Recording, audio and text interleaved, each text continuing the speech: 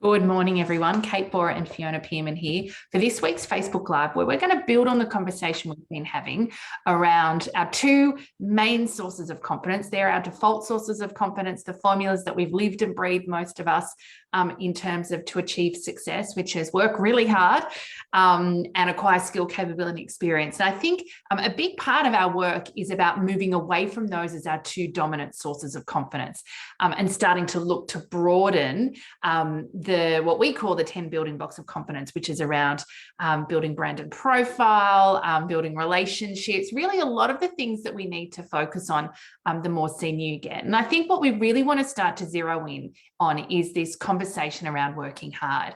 But it is a really easy one. It feels right in terms of time invested. It feels like effort in, outcome out.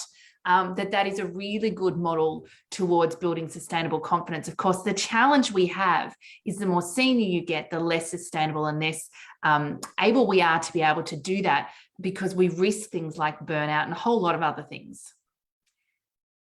Yeah, I think the piece here is not to beat ourselves up for the fact that we have been relying on working hard. It's such a natural thing to think the more hours in, the more I do, the more I'm available, the more reports I get written, the more I'm in the weeds, that is going to in some way translate into success. And it is true that in the early parts of our career, quite often we are doing some of that, and we are willing, I guess there's a trade-off in doing that.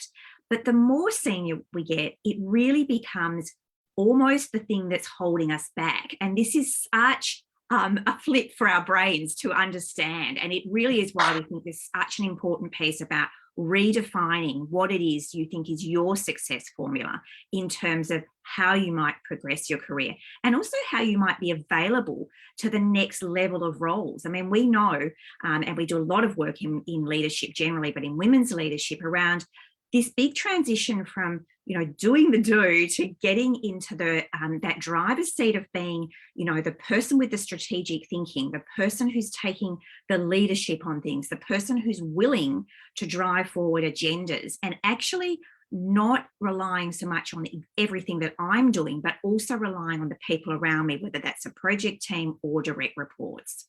Yeah, I think the trick here is really capacity, right? So what does success look like? What does doing a good job look like, or a great job look like? That's really important to start to have good conversation with our leaders to get visibility around that. And that sounds easier than actually what it practically is in our experience.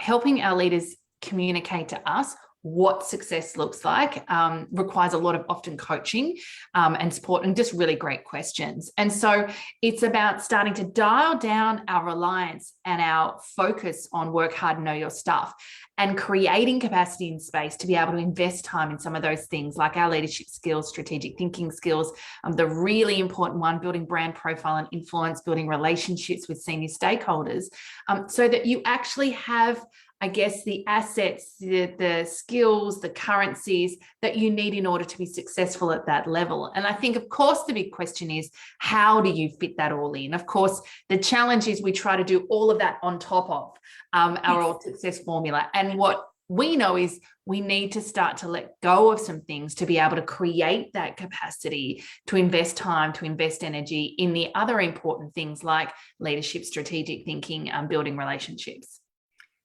I think this is the piece that catches people up. We think it should be easy, and we think, well, of course, now I've got to do that, and I should be able to just delegate, and I should be able to get other people on board and to then free myself up and have more capacity for things.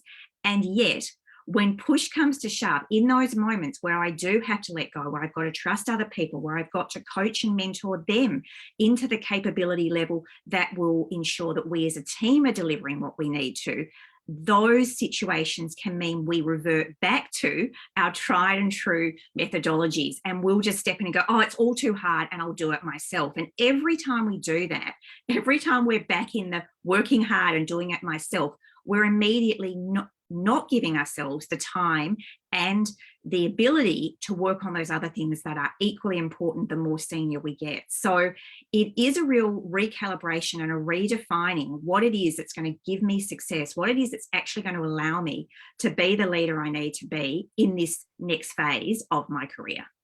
Yeah. And I think there's some really good trigger words that are regularly used. I'm too busy. I don't have time for that. The self-talk around, oh, it's just easier or quicker to do it myself. All of those sorts of things are really good phrases to use as to catch ourselves as signals that say, oh, hold on. All right. I need to check in here. I need to see what's going on, because the truth is, the more senior you get, the less that you're able to do yourself, the more that there is to do, quite frankly. And so fundamentally, you will cap out, right? That you do not have time to do it all. And so the only path to success, the only path to sustainable success is really about being able to, yes, still invest time, energy, and resource in doing great work and being a great contributor and being across your detail, but leveraging the team under you and leveraging the team beside you and above you. And that's, of course, when we talk about active confidence number 4, which is ask for help.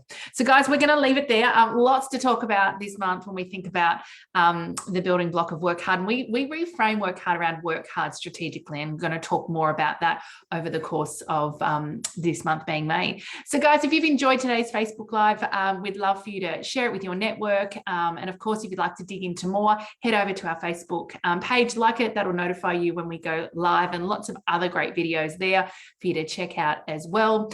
And if you would like to go deeper with your relationship with core confidence, visit coreconfidence.com.au.